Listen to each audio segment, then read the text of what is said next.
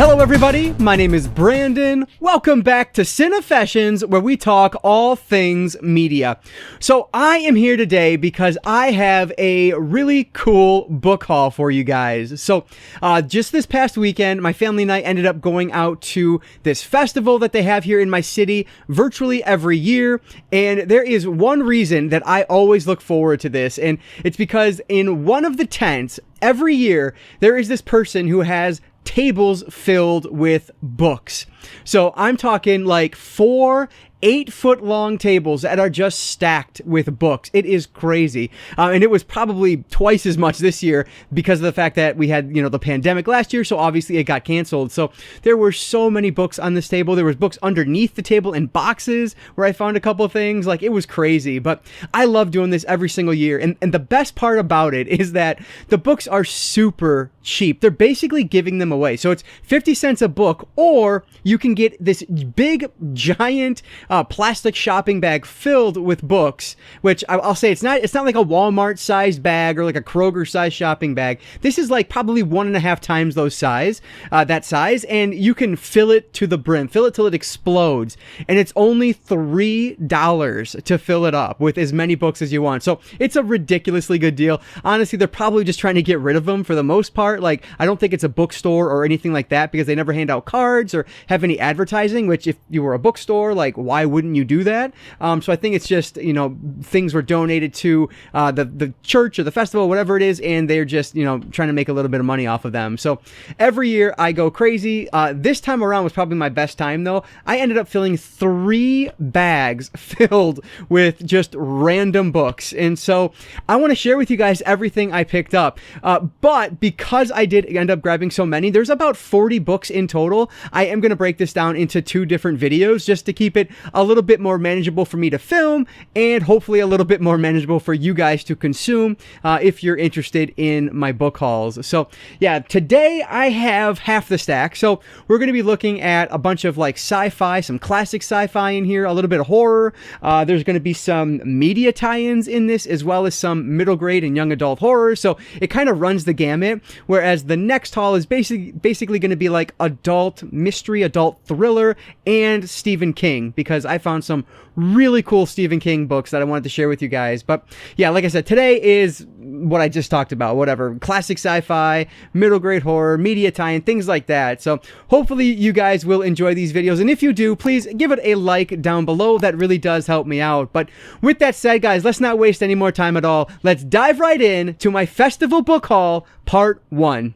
These are not really in a great order at all. They're kind of sort of stacked in some weird way that my mind understands. But anyway, the first one here is a Frank Herbert novel. And this is The White Plague.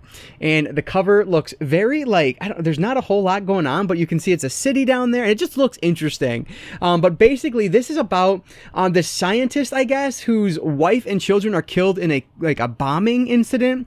And so he decides to take revenge in the most insane way possible. He creates this virus. It's essentially this plague that is only killing women, which is really interesting. So yeah, this is a pretty chunky one here, and you can see it's a little bit dirty, but so on average I paid about 15 cents a book, so I'm not going to complain about it being a little bit dirty. This is a totally readable copy. So yeah, very excited for this one. I don't know much more than that about it, but it sounds pretty good. Frank Herbert's The White Plague.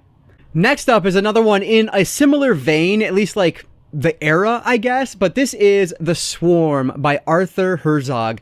So I believe, from what I can tell, this is actually a first printing from 1975, which is pretty cool. But look at the cover. Looks awesome. This is exactly what it looks like. It is about a swarm of bees. It's really cool because on the back here, it's basically like a newspaper clipping of sorts, and it talks about how this family was attacked by bees, and what caused the attack is unknown. And then it says, this was the beginning, barely noticed. And so it's going to take off from there. So this sounds really awesome. I was really excited to find this one.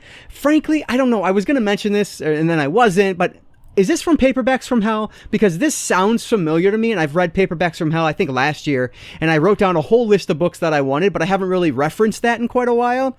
Is this one from there? I don't. Let me know down below. You guys know much better than I do. But yeah, so this one looks awesome. This is The Swarm by Arthur Herzog. Here's one that was really familiar to me. I have read Jaws by Peter Benchley, but I've never read The Island, which this also does have a film adaptation for it as well, but just has an amazing cover there. This is not a first printing. This is actually a 10th printing, which is kind of crazy. But yeah, so this is what the novel that the film is based off of. I think it's a Michael Ritchie film. I've never seen the movie, and I've not read the book, but it sounds really interesting. Basically, we are following this character who's trying to figure out why all of these boats and like 2,000 people just disappeared. And so he is hot on the trail to figure out what in the world went on with those people. And so that's what we're following with The Island, and that sounds pretty good. It's Peter Benchley. Jaws was really good when I read it. I liked the movie a lot more than I liked the book, but the book was still worth my time, I guess I'll say. So I'm sure The Island will be as well. So Peter Benchley's The Island. So now we're going to enter like the classic sci-fi section, and the first one here is actually a Robert A. Heinlein novel, which I've read a couple of his books. He is an excellent writer. This is called The Green Hills of Earth. So just looking at the book itself, like there is nothing on here that tells me what this is about at all. Even on the inside here, nothing tells me what it's about. But looking on the inside, I think this is actually a short story anthology, which I did not realize picking it up. But hey, that's fine. I'll read some Heinlein shorts. Why not? So if I'm wrong, let me know down below. But that's what I can gather from this, because there's nothing else that says what this book is about. But this is obviously, just a classic edition of this. It is advertising another book on the back, which is called Ship of Fools by Catherine Ann Porter. I don't know. This is just a really cool vintage copy here. So I was really happy to find this. So The Green Hills of Earth by Robert A. Heinlein. I think possibly it's a short story anthology. Here's another one from the late 60s that has that similar aesthetic. This is called Lords of the Starship, and this one is written by Mark S. Gaston. So this is actually his first book. It says on the inside that this is his first one, but he is far into the second one. So I'm interested now to see what else he's done, if anything. But this is one, honestly, I just picked up because of the cover, because it looks awesome. But apparently the people in this book are building this giant starship that is like going to take 2 centuries to build, but it is supposed to transfer them off of this ruined world that they live on. And so it sounds really interesting. Apparently there is some like dark secrets behind the construction of this. So this one sounds really cool. I will admit though, this one is, I don't know if it's going to be entirely readable or not. It does look a little old on the inside here. It's kind of decrepit a little bit, but once you're into it, I guess it's not too bad. So hopefully I'll actually be able to read this one if I ever get around to it. But yeah, just an awesome cover there, and it seems post-apocalyptic, which I am all about. So intrigued to learn more about this one. Lords of the Starship, written by Mark S. Gaston. These next two kind of wrap up the classic sci-fi section, and they are both Bradbury books. And so this one is A Medicine for Melancholy by Ray Bradbury. This is another one I didn't realize until just now. This is actually another short story compilation here, another short story anthology, I should say. So yeah, it looks like there are 22 different stories in this little book, so this will be a really quick one to get through. I really have been wanting to read more short stories, and so hey, now I have a couple more in the collection. This is a good excuse to do that. So yeah, this one looks really cool. I've never actually heard of this title before, A Medicine for Melancholy, but I thought that one was pretty cool.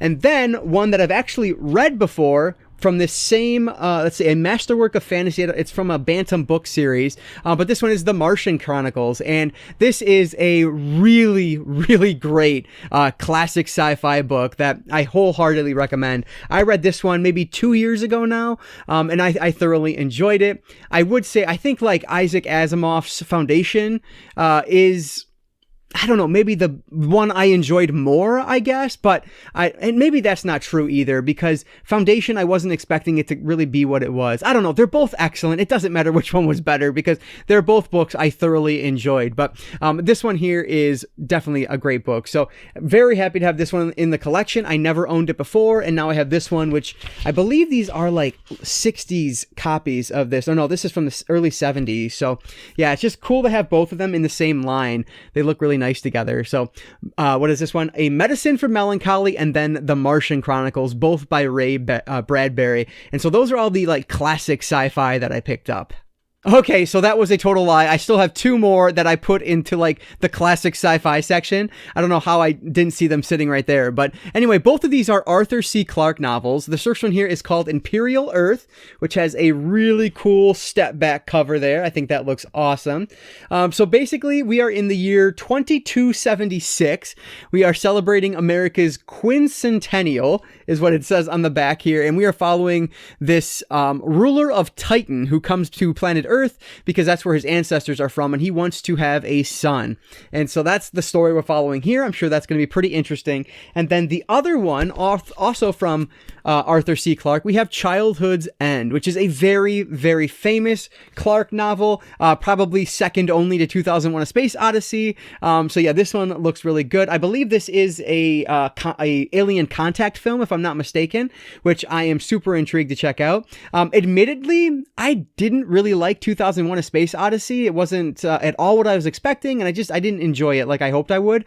But the next one I want to check out from him is definitely Childhood's End, because I've heard so many great things about it. So that'll be the next one on the list, and now I have it in the physical form in a very readable copy. So that's always cool. So Arthur C. Clarke's Childhood's End and Imperial Earth. Now, I swear, those are really the last 2 classic sci-fi books that I picked up. Now let's move over to the media tie-in portion of this video, and the first one here is Star Trek Challenger Gateways, and you can see on here this is actually book 2 of 7. So typically I wouldn't pick this up, but because it was so cheap, I was just tossing things in the bag. You know, why not grab it, and I can find book 1 eventually. But from what I've read about this, I should mention this is Chainmail, written by Diane Carey. So what I've read about this is that this Gateways series actually spans through like all of the different Star Trek series, I guess. Yeah, series. With the original series in there, Enterprise, Voyager. This one is Challenger. So it's supposed to span different timelines. I don't know if each book is set in a different universe or how it works, but that's kind of all I know about this. And so yeah, it is in really great shape, which is cool. And it's another book for my Star Trek collection, so I figured I would pick it up. So Star Trek Challenger Gateways, book 2 of 7, Chainmail. That's a long title. Written by Diane Carey. So from Star Trek over to Star Wars, we have Star Wars Fate of the Jedi Abyss, written by Troy Denning. So this one is from like 2009, I believe. So this would be a canon Star Wars novel. But honestly, I'd never even heard of this series until I found this random book. It was in one of the boxes underneath the table. But I don't know, it's a Star Wars book, so of course I was going to pick it up. We have Princess Leia on the cover here, so that's cool. I don't know where this fits into the Star Wars timeline at all. I don't know if this is the first book in the series. I don't believe it is, and the reason I say that is because you can see some of the other the books listed there. So this might be like the 5th book in the series. I don't know, but I'm hoping it's standalone so I can actually read it. But I'll learn more as I go here. So Star Wars Fate of the Jedi Abyss, written by Troy Denning. Sticking with Star Wars, but going the middle grade route, this one is Star Wars Junior Jedi Knights Kenobi's Blade. So this is actually, as you can sort of kind of see there on the side, book number 6 of this 6-book middle grade series. And this one is written by Rebecca Moesta, who did some books in the, I forget what it's called, the Young Jedi Knights line. It's written right down there, which is basically the young adult line that they did of these, where I think there are twins. But this is Anakin, who is, it says up here somewhere, the youngest son of Han and Leia. So that's who we're following in this middle grade series. So yeah, I don't know anything about it other than that. I think maybe these are standalone, as like you don't need to have read the first 5 to understand the 6th one, but I'm weird. Like, I would love to have the first 5 before I read this. So we'll see. I don't know. I would love to get more of these if I can find them for cheap. So Star Wars Junior Jedi Knights, Kenobi's Blade, written by Rebecca Moesta. A really cool middle grade Star Wars find. I love finding books like this. This next one was an awesome find. This is another middle grade Star Wars book, but this one is canon, whereas the other one was Legends. This is Star Wars Guardians of the Whills, and this is written by Greg Rucka. So this follows 2 of my favorite characters from Rogue One, which you guys know I love Rogue One. It's a fantastic movie. I absolutely love it. So it's Baze Malbus and Sharut Imwe. I'm totally butchering those names, but they are incredible characters. I loved them in in Rogue One. And so we are just basically learning more of their story, which I am all about. So this one should be really cool. I cannot wait to get around to it. And it is hardcover, which is cool. It's just a gorgeous looking book on the inside as well. It's just like the pages have, some texture to them. It's a really nice book. So yeah, very excited that I was able to find this one. Star Wars Guardians of the Whills by Greg Rucka. This next one is a junior novelization, which I love, but it is the junior novelization for Independence Day, which is really cool. And this one was adapted by who? Diane McNeff. So this is an awesome find as well. You can see it's one that has the pictures in the middle, which I always appreciate. It's just fun to see those. So yeah, I love this movie. Well, it's been a very long time since I've seen it, but when I did watch it, I loved it. So yeah, I definitely want to revisit it, but I want to check this junior novel out at some point because I love these. So another cool one for the junior novelization collection, Independence Day, written by Diane McNeff. The last two media tie-in books I was able to find are both Star Trek related, and we have the Star Trek Reader and the Star Trek Reader 4, both written by James Blish. So what's really cool about both of these is that these are actually adaptations of some of the episodes of the TV series. So that is awesome. I love novelizations, and that's essentially what these are, but in short story form. So Star Trek Reader 1 has 21 novelizations, while as number 4 has 12 novelizations of random episodes throughout the series. So the original series, of course. So yeah, I thought these were really cool. I never knew these existed until I happened to stumble across them at this book sale. So that was really cool. Star Trek Reader and Star Trek Reader 4, both written by James Blish. So those are all of the media tie-in I grabbed. So we have some young adult horror and then middle grade horror to wrap this video up. These next two are actually both like sets, which is really cool. But the first one here is a Scary Stories set from Scholastic. So at least one of these is point horror because I can see the logo on the side. But there are 4 books in here. So let me open this guy up. And we can see the first one is Freeze Tag by Carolyn B. Cooney. And then we have, what is this? The Dead Game, written by A. Bates. And then The Train by Diane Ho. And finally, we have Dream Date by Sinclair Smith. So these are very well-known names if you are into this, this young adult 90s horror like this. The Point Horror series, these are all authors from that. So I was super excited to find this. I'd never seen it come in a package like this before. I didn't own any of these 4 already, so this was awesome.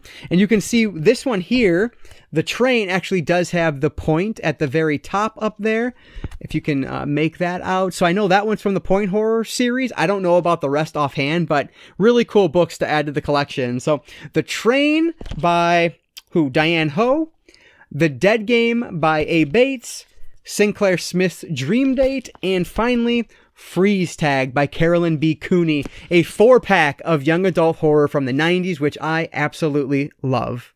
And last but not least was a really cool find. I thought, honestly, this one would be a little bit more rare than it actually is, but I looked it up online and it seems pretty readily available for not a ridiculous price, which is good. But the condition of this isn't quite what the point horror books were here. Like, this is in excellent shape. This one, not so much, but this is still a really cool find. This is Scary Stories boxed set, written by Alvin Schwartz. So we have, of course, the 3 famous books here. Whoops, that's the third one.